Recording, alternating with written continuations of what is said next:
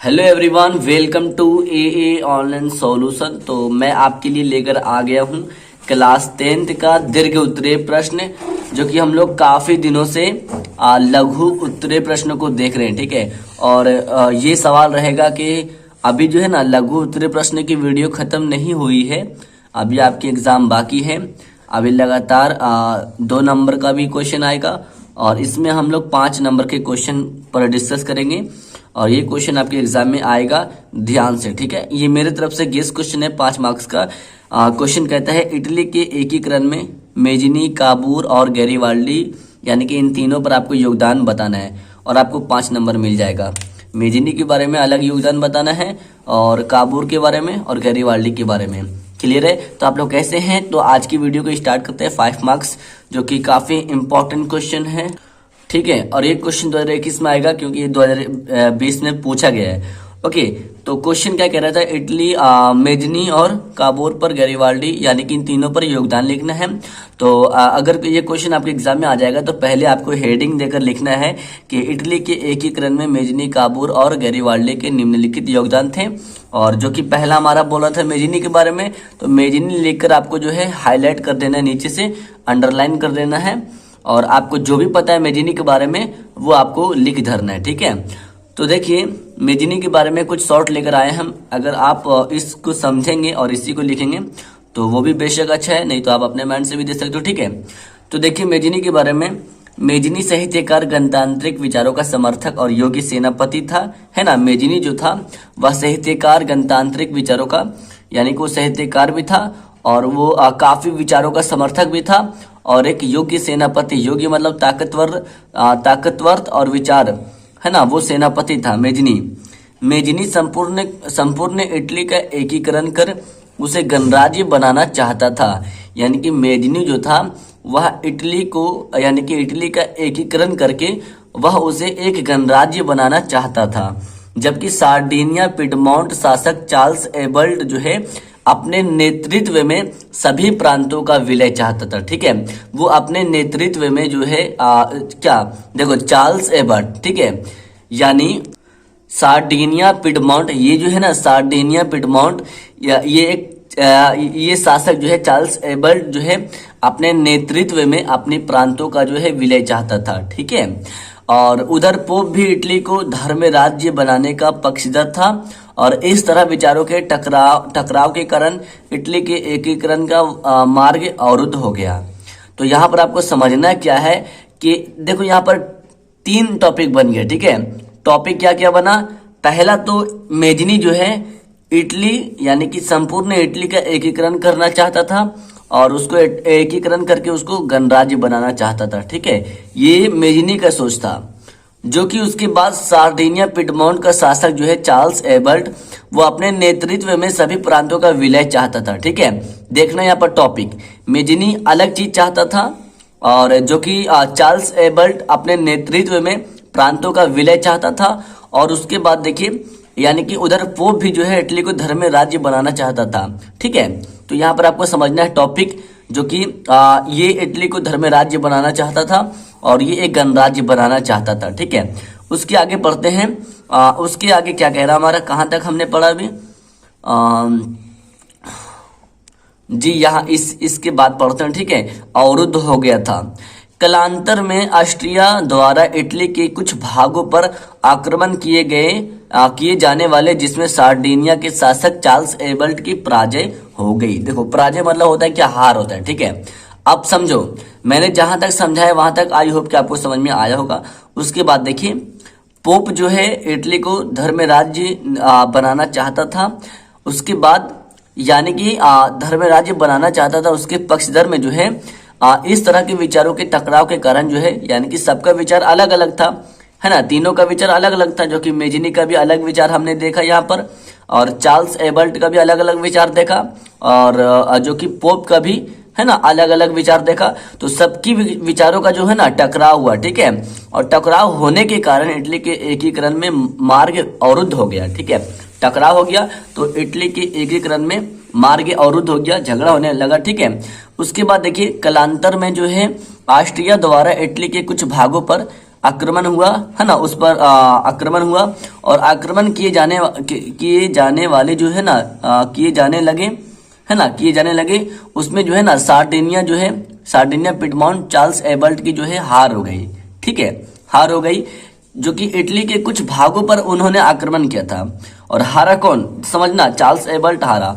उसके बाद देखिए, ऑस्ट्रिया के हस्तक्षेप से इटली में जनवादी आंदोलन को कुचल दिया गया और इस प्रकार मेजनी की पुनः हार हुई और वह पलायन कर गया, ठीक है, यानी कि मेजनी भी हार गया, ठीक है, जो कि वो इटली से पलायन कर गया। उसके बाद देखिए 1948 ईस्वी में इटली के एकीकरण के लिए किए गए प्रयास वस्तुतः असफल रहे, ठीक है। यहाँ देखो, यानी कि जब ये यहाँ 1948 होगा, 1848 होगा, सॉरी, ठीक है। तो यहाँ पर आपने क्या क्या देखा, यहाँ पर सार्डिनिया चार्ल्स एबल्ट भी अपनी मतलब हार गया और ये जो है मेजनी भी हार गया, ठीक है, जो कि वहां से पुनः उसको हार हुई और उसको पलायन, मतलब होता है कि इटली से उसको पलायन कर देना पड़ा, उसको वहां से जाना पड़ा, ठीक है। फिर 1848 ईस्वी में जो है इटली के एकीकरण के लिए किए गए प्रयास जो है वह असफल रहे, यानी कि 1848 में फिर मेजिनी जो है इटली के एकीकरण के लिए कुछ प्रयास किया, जो कि फिर असफल रहे, ठीक है, सफल नहीं बल्कि असफल, यानी कि फिर वो कामयाब नहीं हो सका। परंतु धीरे धीरे इटली में इन आंदोलन के कारण जन जागरूकता बढ़ रही थी और राष्ट्रीयता की भावना जो है तीव्र हो रही थी। इटली में सार्डिनिया पिडमॉन्ट का नया शासक विक्टर एमेनुएल राष्ट्रवादी विचारधारा था, ठीक है, और उसके प्रयास से इटली के एकीकरण का कार्य जारी रहा और अपनी नीति के क्रियान्वयन के लिए विक्टर एमेनुएल ने काउंट काबूर को प्रधानमंत्री के रूप में नियुक्त किया, ठीक है।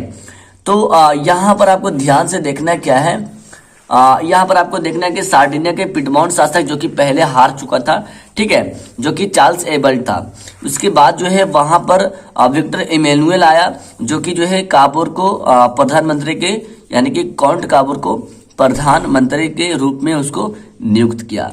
और यहाँ पर छोटा सा ऑब्जेक्टिव कर आता है कि काउंट काबूर को किस पद पर नियुक्त किया गया है, तो प्रधानमंत्री पर, ठीक है, शायद आप लोगों ने ऑब्जेक्टिव पढ़ा होगा। तो देखो मैं जितना बताया हूं अभी मेजिनी के बारे में 5 नंबर का है भाई, कुछ हार्ड तो लिखना पड़ेगा। अगर आप इससे चाहो इसको पहले 10 बार पढ़ो अपने मन से, ठीक है, हार्ड मैं बोल रहा हूँ, लेकिन अगर आप 10 बार पढ़ लियो ना, तो बोल रहा हूँ ना कि अपने मुर्जवानी आप कम से कम 10 से 15 लाइन लिख दोगे मेजिनी के बारे में। ओके, तो मेजिनी के बारे में शॉर्ट था, आप चाहे तो एग्जाम में 10 लाइन भी लिख सकते हो, ठीक है। चलो अगला क्वेश्चन, अगला देख लेते हैं। उसके बाद क्या बोला था यहाँ पर, मेजिनी और काबूर और गैरिबाल्डी, आप देखने वाले हम काबूर, फिर उसके नीचे अगर मेजिनी की हो जाए तो आप लिखना है अपने कॉपी में काबूर देकर नीचे अंडरलाइन कर लेना है, और काबूर के बारे में जो चीज आप जानते हो वो चीज आपको लिख देना है, ठीक है, जो कि मैं आपको बताने वाला हूँ काबूर के बारे में। देखिए, काबूर एक सफल कूटनीतिक एवं राष्ट्रीयवादी था। देखो काबूर क्या था, कूटनीतिक, और ये ऑब्जेक्टिव आता है ना, कूटनीतिक एवं राष्ट्रीयवादी था। वह इटली एकीकरण में सबसे बड़ी बाधा ऑस्ट्रिया को मानता था, यानी कि इटली के एकीकरण में सबसे बड़ी बाधा, यानी कि ये जो है ना, ये भी जो है इटली के एकीकरण के लिए कुछ प्रयास किया, और प्रयास जब करने लगा तो इसका बड़ा जो बाधा है ना, इसको रोकने वाला सबसे बड़ी बाधा ऑस्ट्रिया को मानता था। कौन? काउंट काबूर, ठीक है। अतः उसने ऑस्ट्रिया को पराजित करने के लिए फ्रांस से दोस्ती का हाथ बढ़ाया। यानी ये क्या किया था, ये जो है ना, यानी कि सबसे बड़ी बाधा ऑस्ट्रिया को मानता था, और इसने सोचा कि अगर हम ऑस्ट्रिया को हरा देंगे, है ना, तो उसको हराने के लिए सोचा, और हराने के लिए कितना अच्छा दिमाग लगाया कि वो जो है फ्रांस से दोस्ती का हाथ बढ़ा दिया, ठीक है। किससे? फ्रांस से। किसके लिए? ऑस्ट्रिया को हराने के लिए, यानी कि पराजित करने के लिए, ठीक है। अब उसके आगे हम पढ़ते हैं। देखिए उसके आगे कहते हैं 1953 ईस्वी में, यानी कि 1953 से 1954 ईस्वी के क्रीमियम युद्ध में, ठीक है। देखो यहाँ पर थोड़ा सा ट्राइपॉड आ रहा, तो आप इससे लेन देन मत रखना है, ठीक है, समझना है ध्यान से। तो 1953 से 1954 ईस्वी में क्रीमियम युद्ध में जो है ना, काबूर ने फ्रांस की ओर से युद्ध में सम्मिलित होने की घोषणा कर ली, और फ्रांस का राजनीतिक समर्थक हासिल किया, जो कि 1862 ईस्वी में जो है, यानी कि 1862 तक जो है दक्षिण इटली, रोम तथा वेनेसिया को छोड़कर बाकी रियासतों का विलय रोम में हो गया और सभी विक्टर एमेनुएल को जो है शासक माना। अब देखो, आपने अभी क्या पढ़ा, पहले हम रिवर्स में चलते हैं मेजिनी के बारे में, जो कि विक्टर एमेनुएल ने काउंट काबूर को प्रधानमंत्री के नियुक्त, यानी कि प्रधानमंत्री के पद पर नियुक्ति दिया। अब यहाँ पर देखना क्या है कि ये अभी जो मैंने ये जो पढ़ रहा हूँ ना, ये है ये काउंट काबूर के ही बारे में, ठीक है, काबूर के बारे में शायद, देखता हूँ मैं, ये शायद काबूर के ही बारे में है ना, हाँ देखो है ना काबूर, तो इसका पूरा नाम ये काबूर शॉर्टकट में लिखा हुआ है, काउंट काबूर होता है। तो ये काबूर जो है ना, इटली के एकीकरण के लिए सबसे बड़ी बाधा किसको मानता है, ऑस्ट्रिया को, और ऑस्ट्रिया को हराने के लिए उसने फ्रांस से दोस्ती किया, और जो कि 1953 से 1954 के जो है ना, यानी कि जब फ्रांस से दोस्ती किया तो इतना ईस्वी में जो है क्रीमियम युद्ध हुआ था, जो कि फ्रांस से सम्मिलित हो गया। जब फ्रांस इतना जो क्रीमियम युद्ध में जो है ना फ्रांस जा रहे थे, तो उसमें जो है ना काबूर भी मिल गया, सम्मिलित हो गया, उसमें घोषणा कर दिया कि हम भी जाएंगे यार, ठीक है। तो फ्रांस का राजनीतिक समर्थन हासिल हो गया, जब दोनों एक साथ मिल जाएगा तो ताकत बढ़ गया, राजनीतिक हासिल हो गया। उसके बाद कहता है कि 1862 तक जो है दक्षिण इटली का रोम जो है ना वेनेसिया छोड़कर बाकी रियासतों का विलय रोम में विक्टर एमेनुएल को शासक बना, ठीक है। ओके, अगर आपको नहीं समझ में आता है कुछ, अगर आपको फॉल्ट हो रहा तो याद कर लेना घर में अच्छे से। अब समझते हैं कि हम गैरीवाल्डी के बारे में, तो देखिए ठीक है। उसके बाद गैरीवाल्डी लिखकर आपको नीचे से अंडरलाइन करना है और गैरीवाल्डी के बारे में समझते हैं, ठीक है। इसी बीच महान क्रांतिकारी गैरीवाल्डी सशस्त्र क्रांति के द्वारा दक्षिणी इटली के रियासतों के एकीकरण तथा गणतंत्र की स्थापना करके जो है ना करने का प्रयास कर रहा था।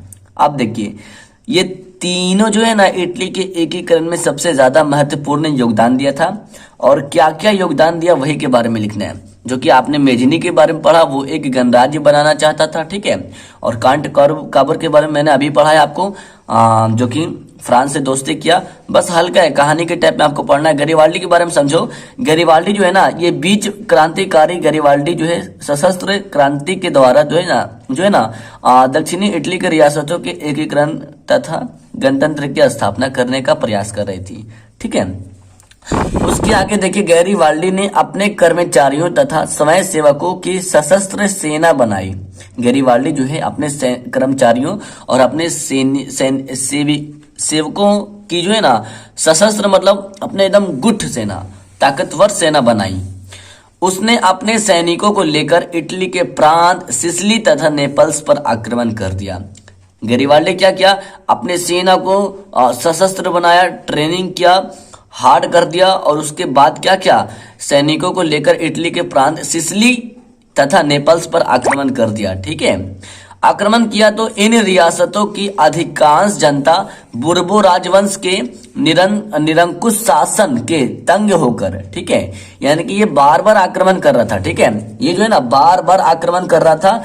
तो ये कहता है कि इनके रियासतों के अधिकांश जो है जनता बुर्बा वंश जो है निरंकुश शासन से तंग होकर जो है गैरीवाल्डी की समर्थक बन गया। देखो यार, तो ये बार बार आक्रमण कर रहा, तो उससे तंग होकर जो है ना इसके समर्थक में आ गया। उसके बाद गैरीवाल्डी ने यहाँ गणतंत्र की स्थापना की तथा विक्टर एमेनुएल ने प्रतिनिधि के रूप में वहां की सत्ता संभाली, और दक्षिण इटली के जीते हुए, यानी कि दक्षिण इटली से जीते हुए जो है ना जीते हुए क्षेत्र को बिना किसी संधि के गैरीवाल्डी ने विक्टर एमेनुएल को सौंप दिया, और उसने अपनी सारी संपत्ति राष्ट्र को समर्पित कर दी, जो कि 1829 ईस्वी में इटली का एकीकरण मेजिनी, काबूर, गैरीवाल्डी जैसे राष्ट्रवादी नेताओं के योगदान के कारण पूर्ण हुआ। काफी लंबी वीडियो बन चुकी है, आप याद कर लेना, इसका मैं फोटो टेलीग्राम में सेंड कर दूंगा। ओके, काफी इंपॉर्टेंट क्वेश्चन, अगर आपको जो भी कॉपी में लिखा हुआ है वो याद कर लोगे, काफी चलेगा। एवरीवन, अगर आप हमें समझाने में कुछ भी दिक्कत हो तो माफ करना, मैंने बिल्कुल कोशिश किया हूँ आपके लिए समझाने की, आपको समझाने के लिए। ओके, तो आई होप कि आपको इंशाल्लाह समझ में आया होगा। मैं वीडियो को एंड करता हूँ। थैंक यू, खुदा हाफिज। याद कर लेना, क्वेश्चन को 5 मार्क्स का है, पूछेगा एग्जाम में।